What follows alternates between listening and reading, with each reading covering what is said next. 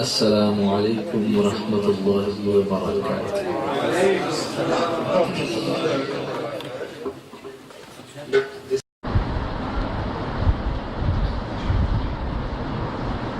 الحمد للہ رب العالمین والعاقبۃ للمتقین والصلاة والسلام علی سید الانبیاء والمرسلین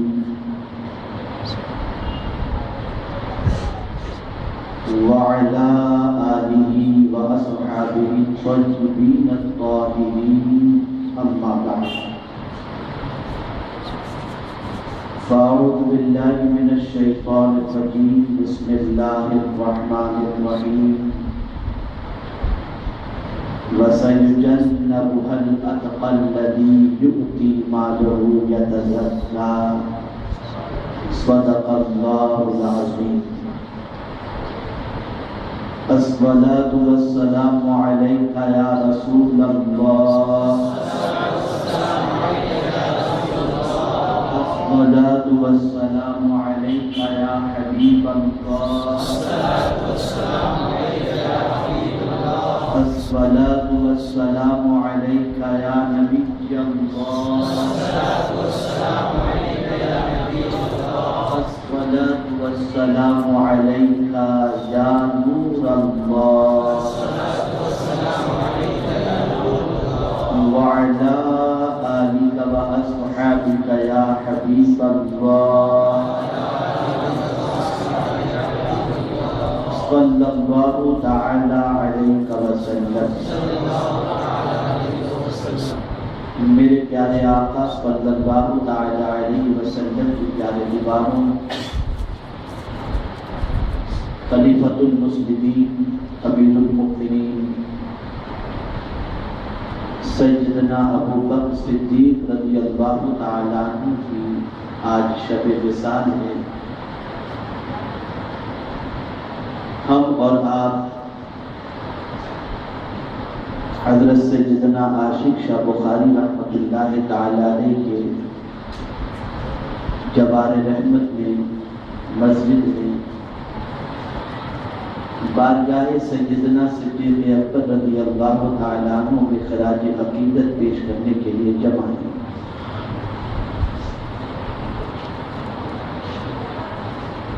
سیدنا ابو بکر صدیق رضی اللہ المولا تبارک و تعالی عنہ اللہ کے پیارے حبیب صلی اللہ تعالی علیہ وسلم کے ایسے عاشق صادق تھے کہ دنیا میں بسنے والے انسانوں کو دو چیزیں سب سے زیادہ عزیز ہوتی ہیں، ایک اپنی جان اور دوسرا اپنا مال۔ لیکن سیدنا صدیق اکبر رضی اللہ تعالیٰ عنہ نے عملاً یہ ثابت کیا کہ نہ انہیں جان اور مال حضور سے زیادہ عزیز ہے، بلکہ ان دونوں سے زیادہ انہیں حضور عزیز ہے۔ اور ساتھ ہی ساتھ انہوں نے اپنی زندگی سے قیامت تک آنے والے مسلمانوں کو جان اور مال خرچ کرنے کا ڈھنگ سکھایا۔ ایک ایسا عظیم درس عطا فرمایا کہ جان کس لیے ہے اور مال کس لیے ہے،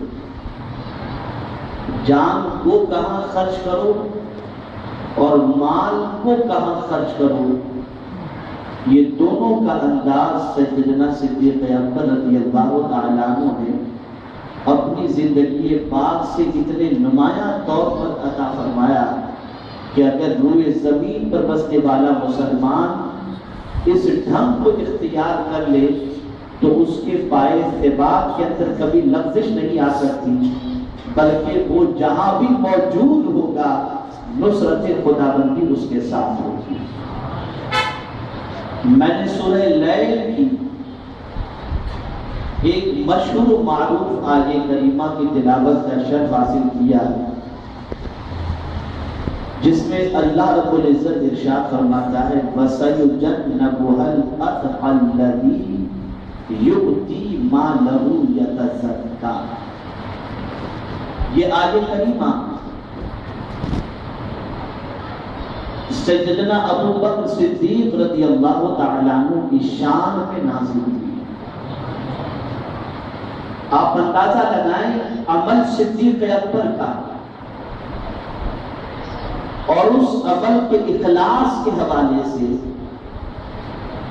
اس عمل کی سچائی کے حوالے سے، اس عمل کی پیورٹی کے حوالے سے اور اس عمل کی بارگاہ سمدیت میں مقبولیت کے حوالے سے پروردگار آیہ کریمہ نازل فرما کر اپنی کتاب کا ایک حصہ بنا دیتا ہے، یعنی اے روئے زمین پر بسنے والے انسانوں، جب تک یہ کتاب محفوظ رہے گی صدیق اکبر کا ذکر بھی محفوظ رہے گا۔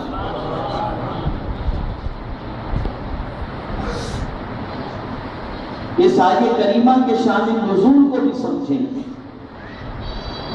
اور اس کا تھوڑا سا بیک گراؤنڈ بھی سمجھنے کی کوشش کریں۔ مکہ کی سرزمین پر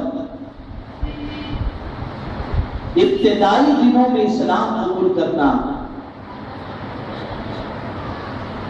یہ در حقیقت ایسی سچویشن تھی کہ اپنے آپ کی جان کو قربان کر دینے کے مترادف تھا۔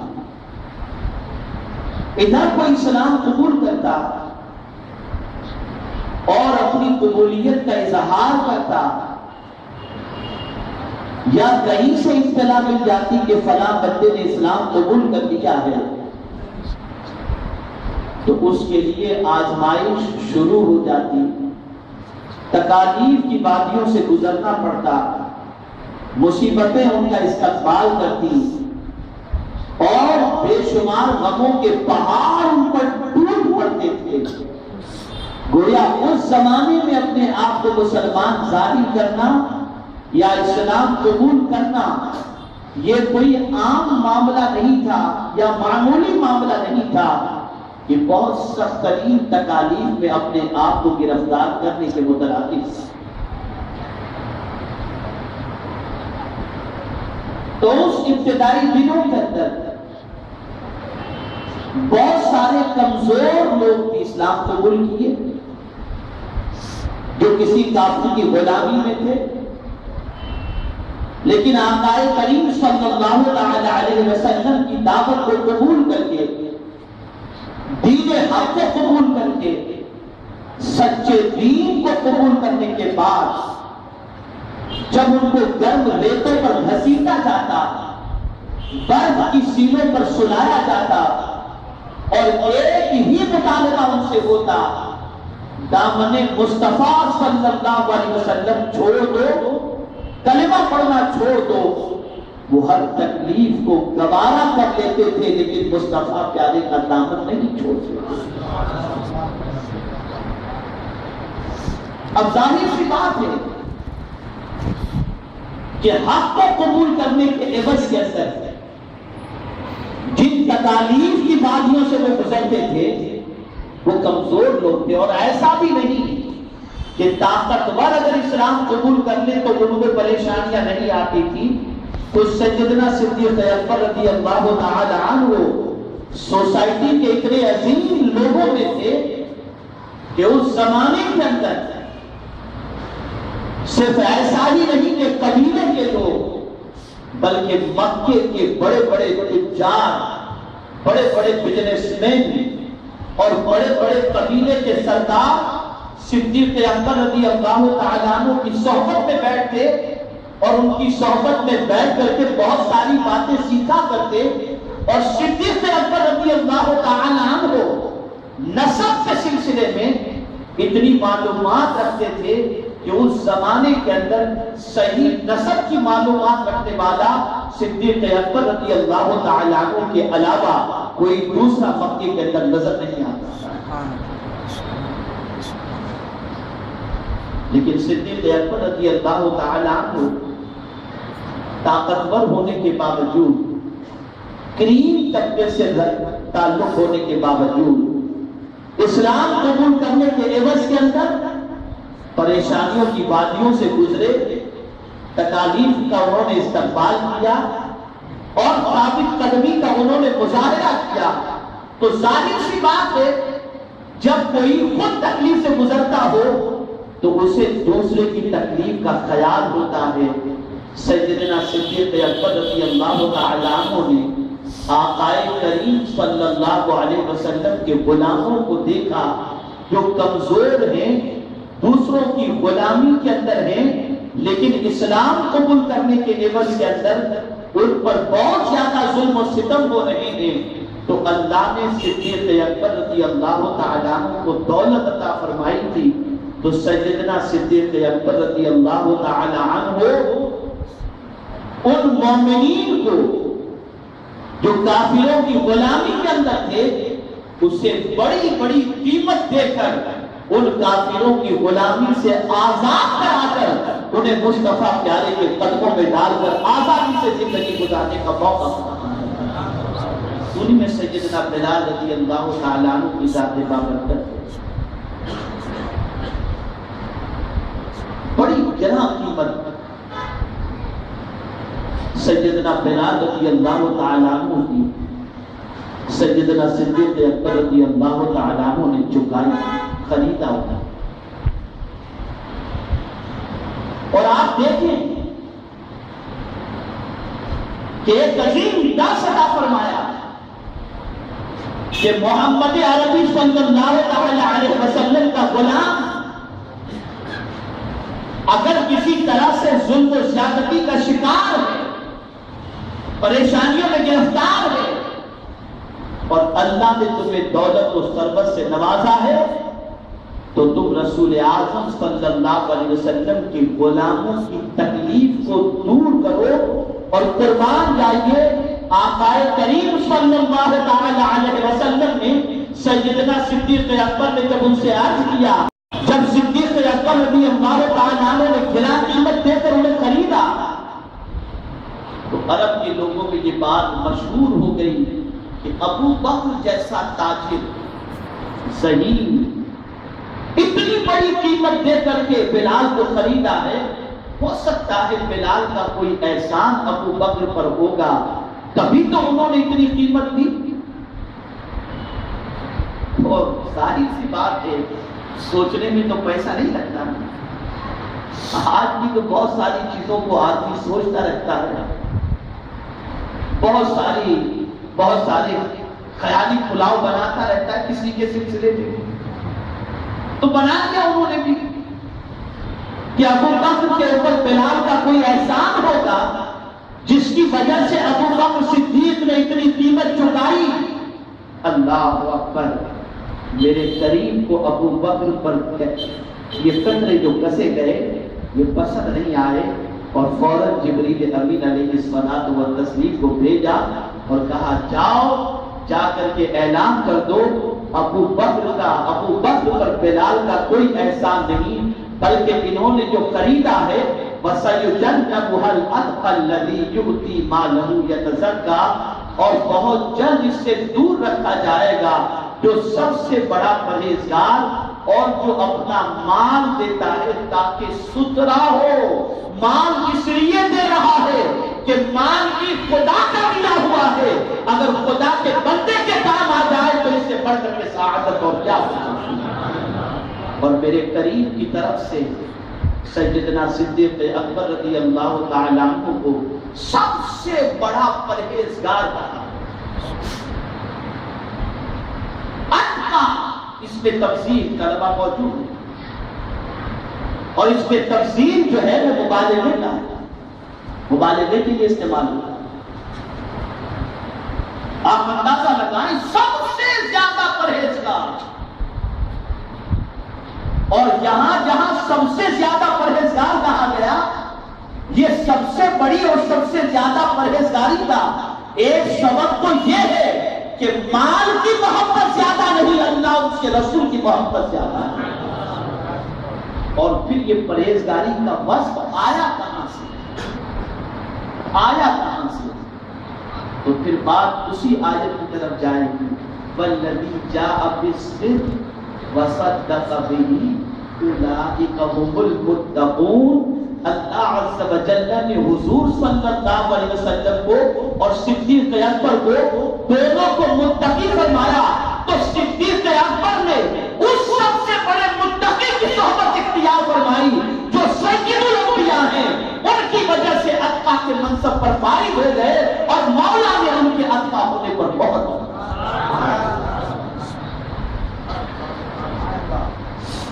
یہاں سے ایک فکر ملی، ایک سوچ ملی، ایک ذہن ملا کہ اللہ رب العزت جو تمہیں دولت دے رہا ہے، اس دولت کو حضور کے غریب امتیوں کو اٹھانے میں خرچ کرو۔ اور میں آپ کو قرآن کی روشنی میں بتاؤں، سیدنا صدیق اکبر رضی اللہ تعالی عنہ کتنے بڑے سخی تھے، اور ان کی خیرات اور ان کے صدقات اور ان کے انفاق پر اللہ نے کس کس طریقے سے مہر لگائی۔ یہ آیہ کریمہ بھی ان کی سخاوت کے حوالے سے نازل ہوئی۔ قرآن کہتا ہے الذین ينفقون اموالهم باللیل والنہار سرا وعلانیہ فلهم اجرهم عند ربهم ولا خوف علیہم ولا هم يحزنون۔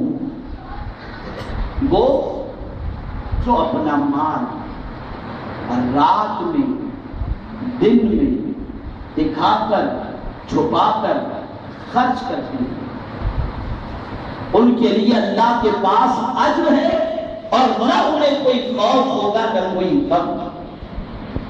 چار مقامات بتائے گئے انفاق کے حوالے سے، نفقہ لیل، نہار، سر اور علانیہ، رات دن چھپا کر دکھا کر، چار طریقے سے خرچ کا انداز بتایا گیا۔ اور جو اس طریقے سے کوئی مومن خرچ کرے، اللہ عز و جل اسے اجر بھی عطا فرماتا ہے اور اس کے دل سے خوف اور غم کو نکال دیتا ہے۔ اس آیہ کریمہ کے شان نزول میں فرمایا گیا، یہ آیہ کریمہ بھی صدیق اکبر رضی اللہ تعالیٰ عنہ کی شان میں نازل ہوئی، اس لیے کہ آپ کے پاس 40,000 درہم تھے، آپ نے 10,000 رات میں خرچ کیے، 10,000 دن میں خرچ کیے، 10,000 دکھا کر خرچ کیے، 10,000 چھپا کر خرچ کیے۔ اللہ کو یہ ادا پسند آ گئی اور صدیق اکبر کے عمل کو قبول کر کے ان کی اس ادا کو قرآن کی زینت بنا۔ اب یہاں ذکر کے اعتبار سے بھی سمجھنا ہے، لیل کا ذکر نہار سے پہلے اور سر کا ذکر علانیہ سے پہلے۔ وجہ کیا ہے؟ تو بیان یہ فرمایا گیا، مفسرین کرام فرماتے ہیں اس سے مراد یہ ہے کہ رات کی تاریکی میں خرچ کرنا یہ دن کے اجالے میں خرچ کرنے سے بہتر ہے، اور چھپا کر دینا یہ دکھا کر دینے سے بہتر ہے، اس لیے ان دونوں کا ذکر اللہ نے مقدم رکھا۔ اور اس کو آپ صحابہ کی زندگی میں دیکھ سکتے ہو، انہوں نے اپنی زندگی میں کوئی کام انسان کو دکھانے کے لیے کبھی نہیں کیا، ان کا مطلوب و مقصود بس یہی تھا، مولا تو راضی ہو جائے۔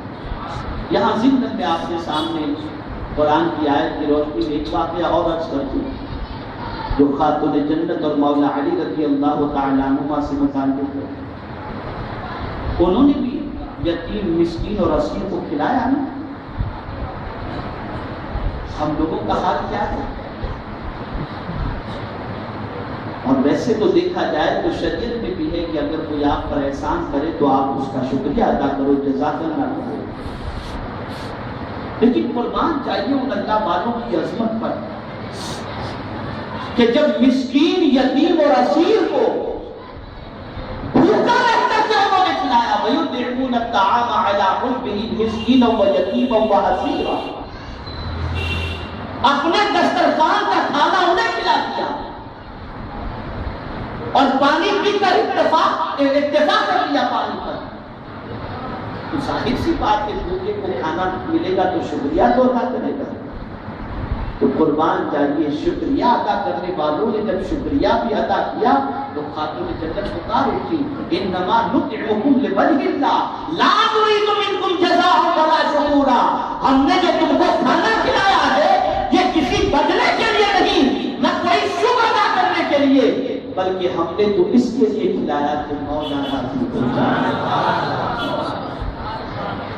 کیا عظیم سوچ تھی، اور یہی سوچ تھی ان کی جس کی بنیاد پر میرے آقا صلی اللہ علیہ وسلم نے فرمایا ایک مشت صحابی کا جو خیرات کرنا غیر صحابی کا کوہ احد کے برابر سونا خیرات کرنا، یہ دونوں اکول نہیں ہو سکتا. اس لیے کہ ہو سکتا ہے کوہ احد کے برابر سونا خیرات کرنے والا اپنے دل میں معمولی سی بھی ریا کی نیت رکھتا ہو، لیکن صحابی کے دل میں رائے کے دانے کے برابر کی ریا کا گزر نہیں ہو سکتا. وہ تو جو کہتے ہیں صرف مولا کی رضا اور اس کے حبیب کی رضا کی رضا.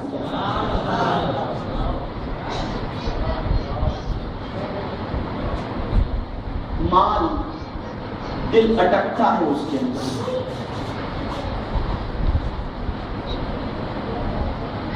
اور خرچ کرنے میں آدمی سوچتا ہے. لیکن سیدنا صدیق اکبر رضی اللہ تعالی عنہ نے کبھی اپنی دولت کے حوالے سے یہ فکر نہیں فرمایا، دل اس میں لگایا ہی نہیں. انہوں نے کماتے راہ خدا میں خرچ کرتے، حضور صلی اللہ علیہ وسلم کی امت کو اٹھانے میں خرچ کرتے، اور پھر دور خلافت کے اندر بھوکوں اور پیاسوں کا اتنا خیال انہوں نے فرمایا کہ میرے پیارے آقا صلی اللہ تعالی علیہ وسلم کے پیارے دیوانوں اس کی مثال تاریخ میں ملنا بھی مشکل ہے.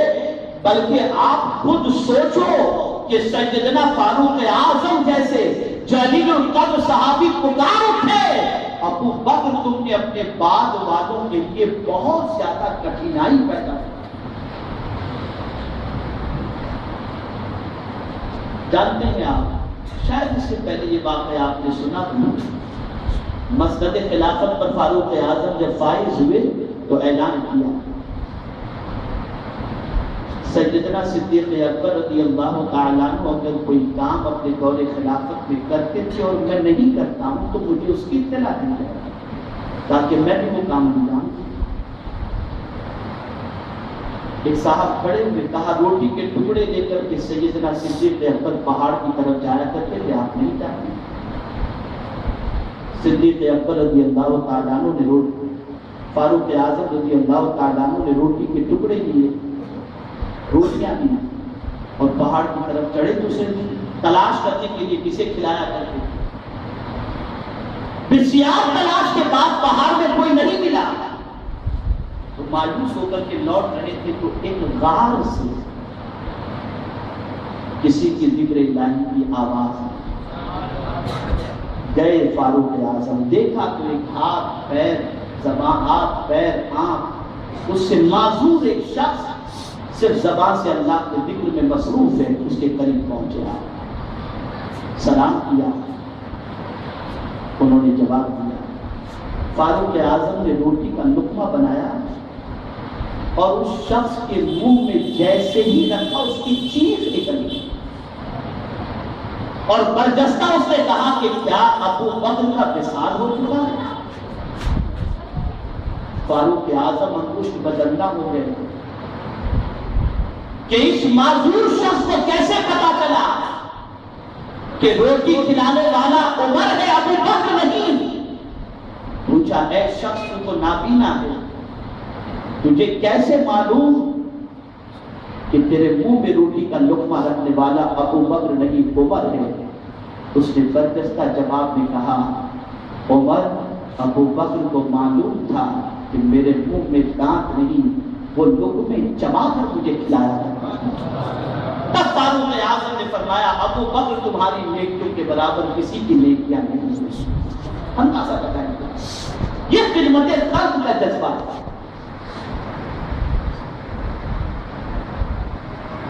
اور میرے پیارے آقا صلی اللہ علیہ وسلم کے پیارے دیوانوں، اللہ رب العزت کو بھی سیدنا ابو بکر صدیق رضی اللہ تعالیٰ عنہ کی ادائیں، ان کی محبت، ان کا کردار اور آقا کریم صلی اللہ علیہ وسلم سے ان کی الفت اتنی پسند تھی کہ کئی آیتیں صدیق اکبر رضی اللہ تعالیٰ عنہ کی فضیلت میں اللہ نے نازل فرمائی، اور خود قرآن نے انہیں اولو الفضل بھی فرمایا۔ میں آپ کو بتاؤں، سورہ نور کی یہ آیہ کریمہ ہے، اللہ رب العزت ارشاد فرماتا ہے وَلَا يَأْتَلِ أُولُو الْفَضْلِ مِنْكُمْ وَالسَّعَةِ أَنْ يُؤْتُوا أُولِي الْقُرْبَى وَالْمَسَاكِينَ وَالْمُهَاجِرِينَ فِي سَبِيلِ اللَّهِ وَلْيَعْفُوا وَلْيَصْفَحُوا أَلَا تُحِبُّونَ أَنْ يَغْفِرَ اللَّهُ لَكُمْ وَاللَّهُ غَفُورٌ رَحِيمٌ۔ اور پسند نہ کھائیں وہ جو تم میں فضیلت والے ہیں۔ کون پسند نہ کھائیں؟ وہ جو تم میں فضیلت والے اور گنجائش والے ہیں۔ کس چیز کی قسم نہ کھائیں؟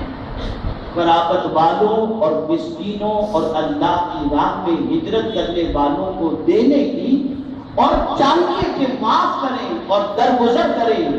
کیا تم اسے دوست نہیں رکھتے کہ اللہ تمہاری بخشش کرے اور اللہ بخشنے والا مہربان؟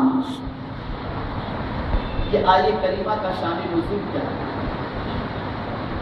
مصطاح سیدنا صدیق اکبر رضی اللہ تعالیٰ عنہ کی خالہ زاد، ان کے نام و نسبے کی ذمہ داری صدیق اکبر نے اپنے کاندھے پر لی تھی۔ ہر طریقے کا ان کا خیال کرتے تھے،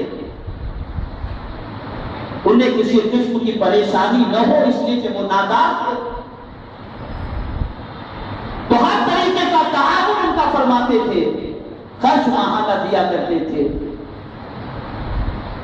اتفاق سے منافقین کے اندر ام المؤمنین حضرت عائشہ صدیقہ رضی اللہ تعالی عنہا سے متعلق ایک پروپیگنڈا پھیلا، غلط فہمی پھیلی، اور جب یہ غلط فہمی پھیلی تو مصطاح بھی اس غلط فہمی کے شکار ہو گئے۔ تو سیدنا صدیق اکبر رضی اللہ تعالی عنہ نے مصطاح کو جو تعاون فرماتے تھے، جو ماہانہ خرچ دیتے تھے، سیدنا ابو بکر صدیق رضی اللہ تعالیٰ عنہ نے وہ خرچ بند کر دیا۔ تب یہ آیہ کریمہ نازل ہوئی۔ اللہ کے رسول صلی اللہ علیہ وسلم نے صدیق اکبر کو بلایا اور یہ آیہ کریمہ ان کے سامنے تلاوت فرمائی، وَلَا يَأْتَلِ أُولُو الْفَضْلِ مِنْكُمْ وَالسَّعَةِ أَنْ يُؤْتُوا أُولِي الْقُرْبَى وَالْمَسَاكِينَ۔ اور جب یہاں پہنچے اللہ کے رسول، أَلَا تُحِبُّونَ أَنْ يَسْتَغْفِرَ اللَّهُ لَكُمْ، صدیق اکبر کی آنکھوں میں آنسو، اس لیے کہ انہوں نے قسم کھا لی تھی کہ میں مصطاح کی اب مدد نہیں کروں گا۔ تو رب نے فرمایا قسم نہ کھائیں، اور پھر فرمایا انہیں معاف کر دو، اور فرمایا کیا تم پسند کرتے ہو کہ اللہ تمہیں بھی بخش دے؟ بس اتنا سننا تھا کہ صدیق اکبر پکار اٹھے، ہاں میں پسند کرتا ہوں، میرا مولا میرے اوپر بھی مغفرت کی چادر ڈال دے۔ اور پھر اعلان کیا، قسم کا کفارہ ادا کر دیا، اور اعلان کیا کہ مصطاح کو جو پہلے دیتا تھا آج سے اس کا دگنا پہ دیا۔ ہم لوگوں کی طرح نہیں کہ قرآن کی آیت سنتے ہیں، واہ واہ ماشاء اللہ سبحان اللہ، پھر خدا حافظ۔ ان لوگوں کا عالم یہ تھا کہ وہ قرآن عمل کرنے کے لیے سنا، اس کے عامل بن جایا کرتے تھے، اور پریکٹیکل طور پر جب اس پر عمل کرتے تھے تو اس کی برکتیں بھی نگاہوں کے سامنے آپ اندازہ لگائیں۔ بہت ساری آیتیں سیدنا صدیق اکبر رضی اللہ تعالیٰ عنہ کی شان میں نازل ہوئی۔ وقت اتنا نہیں کہ میں ان ساری آیتوں کے حوالے سے بتاؤں، اور ایک دو آیتیں آپ سماعت فرمائیں۔ سیدنا صدیق اکبر رضی اللہ مولا تبارک و تعالی عنہ اللہ کے رسول صلی اللہ تعالی علیہ وسلم کے بہت قریب تھے، بہت قریب تھے، اقرب تھے۔ جب صحابہ ہجرت فرما کر مکے سے مدینے جانے لگے تو صدیق اکبر رضی اللہ تعالیٰ عنہ نے کئی مرتبہ خواہش کا اظہار کیا، یا رسول اللہ صلی اللہ علیہ وسلم مجھے بھی ہجرت کی اجازت عطا فرمائیں، یا ہم چلے ہجرت کر جائیں۔ سرکار نے فرمایا ابو بکر تم رکو، تم رکو۔ صدیق اکبر فرماتے ہیں جب آقا مجھے رکنے کا بولے، رکنے کے لیے جب سرکار نے فرمایا تو میرا وجدان اندر سے کہتا تھا کہ آقا ہجرت کے موقع پر مجھے اپنے ساتھ لے کر کے جائیں۔ تو یہ خوشی میرے دل کے اندر تھی، اور یہ خوشی بار بار لڑائی لیتی تھی۔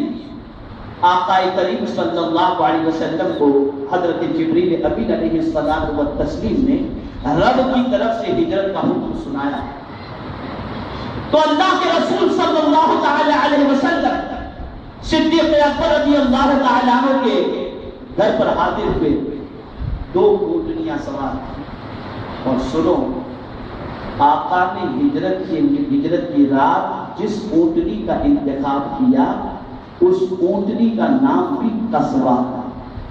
اونٹنی اس کا نام قصوہ تھا، سرکار نے اسے پسند کیا، اس پر سوار، اور آپ اندازہ لگائیں رسول اعظم صلی اللہ علیہ وسلم جب ہجرت کے حوالے سے صدیق اکبر سے فرما رہے تھے تو بچے قریب کھڑے تھے۔ رسول اعظم صلی اللہ تعالی علیہ وسلم کی بارگاہ میں صدیق اکبر فرماتے ہیں، عرض کرتے ہیں یا رسول اللہ صلی اللہ علیہ وسلم ان سے مطمئن رہیں، یہ سب ہماری خدمت میں انشاءاللہ لگے رہیں گے۔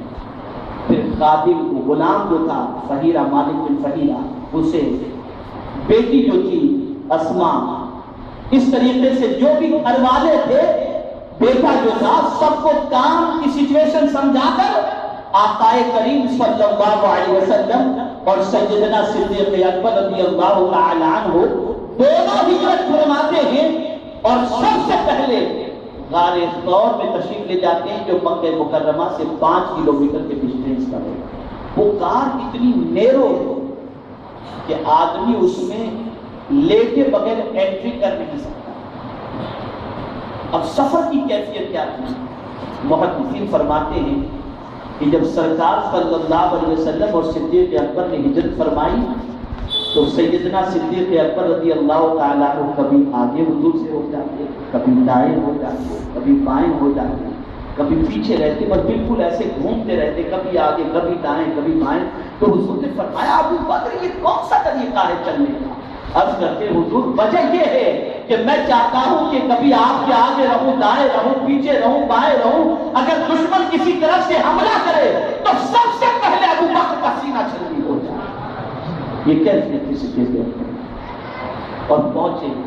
ایک نیا نقطہ میں آپ کے سامنے پیش کروں۔ صدیق اکبر رضی اللہ تعالیٰ عنہ غار ثور میں جب انٹر ہوئے، ہونا تو یہ چاہیے کہ ادب کا تقاضا یہ ہے کہ پہلے حضور کو جانے دیا جائے، غلام پیچھے جائے، لیکن پہلے صدیق اکبر نے، اور درخت کی ٹہنیوں سے کچھ ٹہنیاں انہوں نے توڑی اور اس کے بعد ادھر جھاڑو لگایا، سب صاف کیا، اپنی جو چادر تھی اس چادر کے ذریعے سوراخوں کو بند کیا، اور پھر اس کے بعد ایک سوراخ جو تھا ادھر آپ نے اپنے پیر کو رکھا اور خود لیٹ کر ادھر انٹر ہوئے، اور سچویشن یہ بنی جیسے رحل ہوتی ہے نا قرآن شریف رکھنے کی، اس طریقے سے وہ اندر رحل کے انداز کے اندر غار ثور میں پہنچے اور پھر آقا کریم سے عرض کیا کہ حضور تشریف لائیں. تو سرکار اندر تشریف لے جا کر صدیق اکبر کی ران پر سرکار نے اپنا سر رکھا. محدث فرماتے ہیں اور صوفی فرماتے ہیں ایسا لگتا ہے کہ عام انسان قرآن کے لیے رحل کا انتخاب کرتا ہے. اے ابو بکر تم کیسی رحل ہو کہ صاحب قرآن تم پر آرام فرماتے ہیں. آج رحل خود بنے گی اور صاحب قرآن صدیق اکبر کی نور ہوگی. اور اندازہ لگائیے اس سوراخ میں ایک زمانہ پرانا سانپ، ایک طویل عرصے سے ایک سانپ کو اس بات کا علم تھا کہ آقا سفر ہجرت فرمائیں گے تو یہاں آرام فرمائیں گے. وہ حضور صلی اللہ علیہ وسلم کے دیدار کے لیے اس جگہ پر موجود تھا. صدیق اکبر نے اپنا پیر جب ایڑی وہاں پر رکھی، اس نے چوٹ پہنچائی، اس نے ڈنک مارا. صدیق اکبر اپنا پیر ہلا نہیں رہے تھے. آپ سوچو اور اندازہ لگاؤ محبت کی کیا عجیب کیفیت تھی کہ نہ جان کی پرواہ ہے نہ کسی چیز کی پرواہ. فکر ہے تو بس ایک بات کی، آقا آپ سلامت ہو تو ہم سلامت ہیں. اور پھر رسول اعظم صلی اللہ علیہ وسلم نے صدیق اکبر کی آنکھوں میں آنسو دیکھا. پوچھا کیا بات ہے ابو بکر؟ عرض کرتے حضور کوئی کیڑا جو ہے وہ کاٹتا ہے. سرکار نے فرمایا میں بتاؤ کہاں کاٹ رہا ہے بتاؤ. اس پیر کو ہٹایا انہوں نے، سرکار نے لوا کے پہن دیا اور اس جگہ پر لگا دیا. صدیق اکبر فرماتی ہے میرے پیر کے اندر جو زہر تھا اس سانپ کا وہ کافور ہو گیا اور سانپ نے جھانک کر روح مصطفیٰ سے اس کی مراد بھی پوری ہوئی، اس کی مراد بھی پوری ہوگی. اب سمجھیں سفر ہجرت میں ایک یہی واقعہ تو پیش نہیں آیا تھا کہ دونوں غار میں پہنچے تھے، اور بھی تو کئی واقعات پیش آئے. سراقہ پہنچا، زمین نے اسے پکڑ لیا، اور بھی کئی واقعات سفر ہجرت کے اندر آئے. لیکن قربان جائیے قرآن میں کسی سفر کا ذکر نہیں ہے اور کسی واقعے کا ذکر نہیں ہے. اگر ذکر ہے تو یار غار مصطفیٰ کا ذکر ہے. اور فرمایا اذ ہما فی الغار اذ یقول لصاحبہ، جب کہا اپنے صاحب سے لا تحزن ان اللہ معنا، ابو بکر غم نہ کرو اللہ ہمارے ساتھ ہے. فانزل اللہ سکینتہ، تو اللہ نے ان کے اوپر سکون نازل فرما دیا. اور سنو یہ توحید کا وہ جام تھا. پھر یہ تصوف کی بات، یہ توحید کا وہ جام تھا جو رسول اعظم صلی اللہ علیہ وسلم نے صدیق اکبر کو غار ثور میں اس طریقے سے پلا دیا تھا کہ جب صدیق اکبر رضی اللہ تعالیٰ عنہ حضور کے ساتھ ہجرت فرما کر جب مدینے پہنچتے ہیں اور رسول اعظم صلی اللہ علیہ وسلم جب ظاہری طور پر پردہ فرما جاتے ہیں تو افراتفری کا ماحول تھا. کئی لوگ مرتد ہو گئے تھے. فاروق اعظم نے تلوار کھینچ لی تھی. اگر کسی نے کہا کہ حضور کا انتقال ہو گیا تو میں اس کی گردن اڑا دوں گا. خود فاروق اعظم فرماتے ہیں کہ ایسی سچویشن تھی کہ اسلام کی کشتی ڈگمگاتی نظر آ رہی تھی، ارتداد پھیل رہا تھا، مانعین زکات کی سچویشن عام ہوتی جا رہی تھی. اور ایسی سچویشن میں صدیق اکبر رضی اللہ تعالیٰ عنہ نے علم اسلام اپنے ہاتھوں میں لیا اور فاروق اعظم کو سب سے پہلے فرمایا. ارشاد فرمایا عمر اگر تم اللہ کی عبادت کرتے تھے تو اللہ حی و قیوم، اس لیے اس کی عبادت تمہیں ہمیشہ کرنی ہے. اور کل نفس ذائقۃ الموت کے تحت آقا کریم صلی اللہ تعالی علیہ وسلم نے موت کا ذائقہ ضرور چکھا ہے، لیکن سنو اللہ حی و قیوم ہے اور اس کی عبادت کرتے تھے تو ہمیشہ اس کی عبادت کرتے رہنا ہے. فاروق اعظم فرماتے ہیں کہ اس وقت یہ توحید کی خطابت نے میرے سینے کو روشن کر دیا، میرے سینے کو منور و مجلہ کر دیا۔ سوال یہ پیدا ہوتا ہے کہ ایسی سچویشن میں یہ توحید کا جام صدیق اکبر کیسے پلا رہے ہیں؟ تو سنو، یہ وہ توحید کا جام تھا جو غار طور میں حضور نے صدیق اکبر کو پلایا تھا، اور صدیق اکبر نے وہی جام آج فاروق اعظم کو پلایا، وہی جام فاروق اعظم کو پلایا۔ اور پھر آپ سوچیں، حضرت اسامہ ابن زید کا لشکر روانہ ہو چکا تھا، تھوڑے فاصلے پر پہنچا اور اطلاع ملی کہ آقا کریم صلی اللہ علیہ وسلم پردہ فرما گئے، وہ لشکر واپس آ گیا۔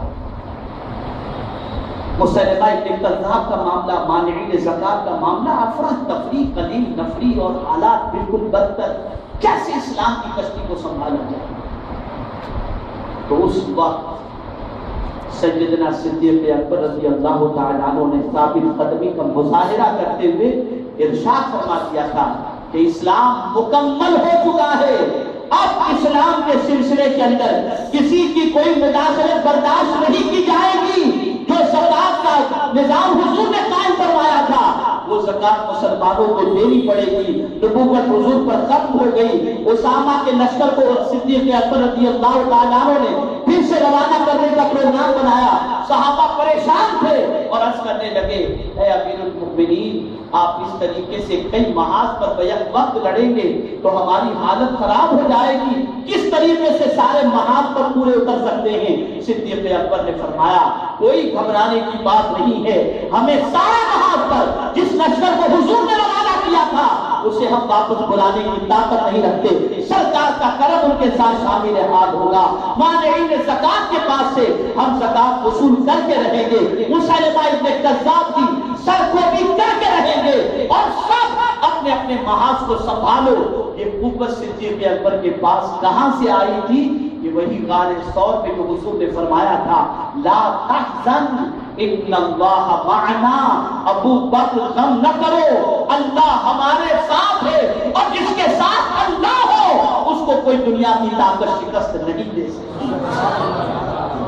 بڑا اونچا مقام ہے سیدنا ابو بکر صدیق رضی اللہ تعالیٰ عنہ کا، اور ان کا وصال بھی جو ہوا ہے وہ حضور صلی اللہ علیہ وسلم کی محبت اور جدائی کے اندر، اس لیے کہ ام المؤمنین حضرت عائشہ صدیقہ رضی اللہ تعالیٰ عنہ فرماتی ہیں کہ آقا کے فراق کے اندر صلی اللہ علیہ وسلم صدیق اکبر رضی اللہ تعالیٰ عنہ اس طرح سے روتے تھے اور ان کا دل اس طریقے سے جلتا تھا کہ جس جگہ ان کا بستر تھا اس بستر سے اوپر کی جو چھت تھی وہ سیاہ نظر آتی تھی، ایسا لگتا تھا کہ دل کے جلنے کی وجہ سے دل سے نکلنے والا دھواں جو ہے اس نے اوپر کی چھت کو سیاہ کر دیا ہے۔ اور حضور صلی اللہ علیہ وسلم کی جدائی کا غم وہ برداشت نہ کر سکے، اور آقا بھی کتنا کرم فرماتے تھے۔ آپ جانتے ہیں آج مسجد نبوی شریف میں خوف ہے صدیق اکبر رضی اللہ تعالیٰ عنہ، حضور صلی اللہ علیہ وسلم جہاں اس وقت آرام فرما رہے ہیں اس کے بالکل قریب ہی کے اندر امہات المؤمنین کے اور صحابہ کے مکانات تھے۔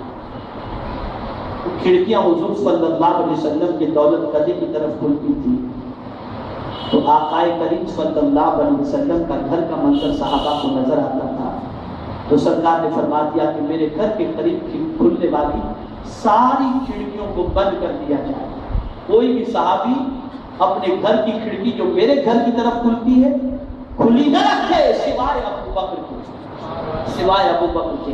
تو ہوتا یہ تھا کبھی آقا اڑتے اور آتے اور دیکھتے تو صدیق اکبر اپنی کھڑکی سے اپنے آقا کے در دولت کو دیکھ رہے ہوتے تھے۔ آج بھی اس نشانی کو باقی رکھا گیا ہے اور لکھا گیا ہے، خوف ہے صدیق اکبر رضی اللہ عنہ۔ اور پھر آپ سوچو وصال کے حوالے سے، جب وقت وصال قریب آیا تو ام المؤمنین حضرت عائشہ صدیقہ رضی اللہ تعالی عنہا سے سیدنا صدیق اکبر رضی اللہ تعالی عنہ نے فرمایا، عائشہ وراثت کو دو بیٹے اور تمہاری دونوں بہنوں میں تقسیم کر دینا۔ عرض کرتی ہے حضور میری تو ایک ہی بہن ہے بیٹی اسما، دوسری تو میری بہن ہے نہیں، 2 بھائی ہیں، میری دوسری بہن کہاں سے آ گئی؟ ارشاد فرماتے ہیں تمہاری ماں کے شکم میں جو بچہ پرورش پا رہا ہے وہ پیدا ہوگا تو وہ بچی ہی پیدا ہوگی، اس کو بھی وراثت میں ادا کرنا، اس کا حصہ دے، یہ صدیق اکبر نے فرمایا۔ اور پھر معاملہ یہ ہوا کہ وصال ہو تو صدیق اکبر رضی اللہ تعالیٰ عنہ کو کہاں ان کی تدفین عمل میں آئے؟ جانتے ہیں آپ ام المؤمنین حضرت عائشہ صدیقہ رضی اللہ تعالیٰ عنہ فرماتی ہیں کہ خوش کا ارادہ تھا جنت البقیع شریف میں، میری خواہش تھی کہ جہاں حضور آرام فرماتے صلی اللہ علیہ وسلم وہیں پر سیدنا صدیق اکبر رضی اللہ تعالیٰ عنہ کے وصال کے بعد وہ بھی وہیں پر آرام فرمائیں۔ میں اسی سوچ میں تھی کہ خواب میں مجھے بشارت دی گئی، حکم دیا گیا کہ ضم الحبیب الی الحبیب۔ اور پھر جب صدیق اکبر رضی اللہ تعالیٰ عنہ کا وصال ہوا تو اس کے بعد حضور صلی اللہ تعالیٰ علیہ وسلم کے حجرہ مبارک کے باہر جہاں سرکار صلی اللہ علیہ وسلم کا مزار اقدس ہے وہاں تالا لگا ہوا تھا، وہاں باہر صدیق اکبر کا جو ہے وہ جنازہ رکھا گیا، اور اس کے بعد جب سرکار صلی اللہ علیہ وسلم کی بارگاہ میں سلام پیش کیا گیا تو اندر سے آواز آتی ہے کہ حبیب حبیب سے ملنے کے لیے تیار ہے، دروازہ کھلا، صدیق اکبر رضی اللہ تعالیٰ عنہ کو وہاں پر آرام کرنے کا موقع عطا فرمایا گیا۔ اور آج حضور صلی اللہ علیہ وسلم کے پہلو میں سیدنا صدیق اکبر رضی اللہ تعالیٰ عنہ کا مزار اقدس موجود ہے۔ جتنے لوگ حضور کی بارگاہ میں سلام پیش کرتے ہیں اتنے ہی لوگ قیامت تک صدیق اکبر کی بارگاہ میں بھی سلام پیش کرتے رہیں گے۔ میرے پیارے آقا صلی اللہ علیہ وسلم کے پیارے دیواروں، سیدنا صدیق اکبر رضی اللہ تعالیٰ عنہ کی ذات اس امت کے لیے بہت قیمت ذات ہے، بہت عظیم شخصیت اور بہت بڑے موسم کی حیثیت سے ہیں۔ ہمیں چاہیے کہ ہم سیدنا صدیق اکبر رضی اللہ تعالیٰ عنہ کی بارگاہ میں خوب خراج عقیدت پیش کریں، ان کی محبت کی شمع اپنے سینے میں روشن کریں، ان کے بتائے ہوئے راستے پر چلیں، اور ان کا سب سے بڑا وصف تھا صداقت۔ ہمیں چاہیے کہ ہم بھی اپنی زبان کو سچائی کے ساتھ، اپنے وجود کو سچائی کے ساتھ وابستہ رکھیں۔ بلبل باغ مدینہ نے اس حاضری کے حوالے سے جو سیدنا صدیق اکبر رضی اللہ تعالیٰ عنہ کی بارگاہ میں سرکار کے وسیلے سے جو حاضری ہوئی تھی، خاص طور پر یوم وصال صدیق اکبر کے موقع پر اس کے حوالے سے انہوں نے اس کی تاریخ، اس کا تاریخ پس منظر پیش کرنے کے لیے کہا۔ تو میں عرض کر دوں کہ میرا خیال ہے کہ کم و بیش آج سے 5-7 سال پہلے کا یہ واقعہ ہے پاکستان میں، یا 8 سال پہلے کا، یاد نہیں مجھے۔ میں ہبلی سے گوا کی طرف آ رہا تھا اور گوا کے مبلغین میرے ساتھ تھے۔ اتفاق سے ہبلی سے گوا سے تھوڑے پہلے میری مارننگ کی فلائٹ تھی، گوا سے کم و بیش 30-40 کلومیٹر پہلے ہماری گاڑی ایک بہت بڑے حادثے کی شکار تھی، یعنی بارش شدید تھی اور گاڑی سلپ ہوئی، پہاڑ سے ٹکرائی اور اس کے بعد کئی مرتبہ جو ہے وہ گاڑی پلٹی۔ جو ایک ساتھیوں کو چوٹ آئی لیکن الحمدللہ مجھے بہت معمولی خراش آئی ہو۔ اس کے بعد میں نے گوا فون کیا، وہاں سے ساتھی لوگ آئے۔ میری تمنا تھا کہ بارگاہ رسول صلی اللہ علیہ وسلم میں حاضری ہو اسی مہینے کے اندر۔ میں جب وہاں سے ساتھیوں کے آنے کے بعد گوا پہنچا، فلائٹ تو مس ہو چکی تھی، تو میرے ایک دوست تھے، میں نے ان کو فون کیا اور میں نے کہا کہ 2-3 روز کے بعد سیدنا صدیق اکبر رضی اللہ تعالیٰ عنہ کا یوم وصال ہے اور میری خواہش ہے کہ میں وہاں پر اس سال حاضر ہو کر بارگاہ صدیق اکبر رضی اللہ تعالیٰ عنہ میں خراج عقیدت پیش کروں۔ اتفاق ایسا کہ میں 2 روز پہلے میرے گھر پر میرا پاسپورٹ، فوٹوز وغیرہ سیٹ کر کے ایک جگہ پر رکھ دیا تھا، تو مجھے خیال تھا کہ میرا پاسپورٹ اور فوٹوز وغیرہ کہاں پر ہیں۔ تو انہوں نے کہا آپ کا پاسپورٹ کہاں ہے؟ میں نے کہا پاسپورٹ گھر پر ہے۔ تو انہوں نے کہا کہ ٹھیک ہے، میں ابھی کسی بندے کو بھیجتا ہوں، وہ بندہ جو ہے آپ کے گھر سے پاسپورٹ وغیرہ کلیکٹ کر دے گا، اور میں ٹرائی کرتا ہوں کسی بھی صورت میں آپ کو جلد سے جلد ویزا مل جائے۔ آپ کو حیرت ہوگی کہ حادثے کے شکار کے بعد تھوڑا سا خوف بھی تھا، لیکن مدینے کی حاضری کا ایک خیال تھا کہ سرکار کرم فرماتے، اور الحمدللہ ہوا ایسا کہ میں جب فلائٹ کے اندر دوپہر کو وہاں سے بیٹھا اور میری فلائٹ جب یہاں پر لینڈ ہوئی، میں جب فلائٹ میں بیٹھا تو فلائٹ میں بیٹھنے کے بعد میں نے میرے گھر پر فون کیا کہ میں پاسپورٹ کوئی لے کر کے گیا، تو اہلیہ نے بتایا کہ ہاں پاسپورٹ کوئی آیا تھا بندہ اور اب کلیکٹ کر لیا ہے، لے کر کے گیا ہے۔ میں وہاں سے جب بامبے پہنچا اور بامبے پہنچ کر جیسے ہی گھر پہنچا، میرا گھر میں انٹری کرنا تھا، اور اس کے فوراً بعد وہ شخص آیا اور آ کر کے اس نے کہا کہ آپ کے پاسپورٹ پر ویزا لگ چکی ہے، لیجیے آپ کا پاسپورٹ۔ یہ سارا کام 2-3 گھنٹے کے لیے میں نے اس وقت اتنے نیت کر لی جس کے اکبر رضی اللہ تعالیٰ عنہ کی بارگاہ میں حاضری کے حوالے سے الحمدللہ الحمدللہ ثم الحمدللہ پھر حاضری کی سعادت نصیب ہوئی، اور پھر میرے پیارے آقا صلی اللہ تعالیٰ علیہ وسلم کے پیارے دیوان، یہ بھی میں آپ کو عرض کروں کہ خانہ کعبہ میں حاضری کے حوالے سے جو سعادت مجھے نصیب ہوئی، وہ بھی وقت ایسا ہی تھا سیدنا صدیق اکبر رضی اللہ تعالیٰ عنہ کی بارگاہ میں اس وقت بھی میں نے خراج عقیدت پیش کیا، حاضری دی، اور خانہ کعبہ کی حاضری کی میں نے بھیک مانگی۔ اللہ تعالیٰ نے ان کے صدقے میں مجھے اس طریقے سے خانہ کعبہ میں حاضری کی سعادت عطا فرمائی کہ اس وقت مجھے یقین بھی نہیں تھا کہ میں خانہ کعبہ میں حاضر ہو سکوں گا، اس لیے کہ نہ پاس میرے نام کا بنا تھا، نہ حاضری کا کوئی مجھے خاص ایسا وہ معاملہ بظاہر نظر آ رہا تھا، لیکن الحمدللہ ایسا کرم ہوا سیدنا صدیق اکبر کے صدقے میں کہ خانہ کعبہ میں حاضری کی سعادت نصیب ہوئی۔ اسی طریقے سے بلبل باغ مدینہ بھی جب وہاں گئے تو وہ بھی میرا خیال ہے قریب جو ہے شعبان کے مہینے میں، تو سیدنا صدیق شعبان کے مہینے میں حاضری کے حوالے سے اس نیت سے وہ گئے تھے، تو میں نے ان سے بھی یہی کہا کہ آپ مدینہ منورہ سے سیدنا صدیق اکبر رضی اللہ تعالیٰ عنہ کے نام کا عمرہ کرو، اور اس نیت سے کہ اللہ تعالیٰ سیدنا صدیق اکبر کے صدقے میں خانہ کعبہ میں حاضری کی سعادت آپ کو عطا فرمائے۔ انہوں نے صدیق اکبر رضی اللہ تعالیٰ عنہ کے نام کا عمرہ کیا، اور پروردگار نے صدیق اکبر کے صدقے میں خانہ کعبہ کی حاضری کی سعادت۔ تو زندگی میں بہت سارے ایسے مواقع آئے ہیں جس میں نے دیکھا ہے کہ اللہ تعالیٰ سیدنا صدیق اکبر کے صدقے میں کرم فرماتا ہے۔ میری آپ سے گزارش ہے، آپ کی زندگی میں بہت سارے بزرگوں کے توسل سے دعائیں مانگتے ہیں، مانگنا چاہیے، لیکن یار غار مصطفیٰ توسل سے بھی کبھی کچھ مانگ لیا کرو، انشاءاللہ العظیم جن کو حضور نے پسند فرمایا ان کے صدقے میں مولا ضرور کرم کی نظر فرمائے گا۔ اللہ مجھے آپ کو سب کو توفیق نصیب فرمائے۔ وما علینا الا البلاغ المبین۔ السلام علیکم ورحمۃ اللہ وبرکاتہ۔ کھڑے ہو جائیں۔ السلام علیکم ورحمۃ اللہ وبرکاتہ۔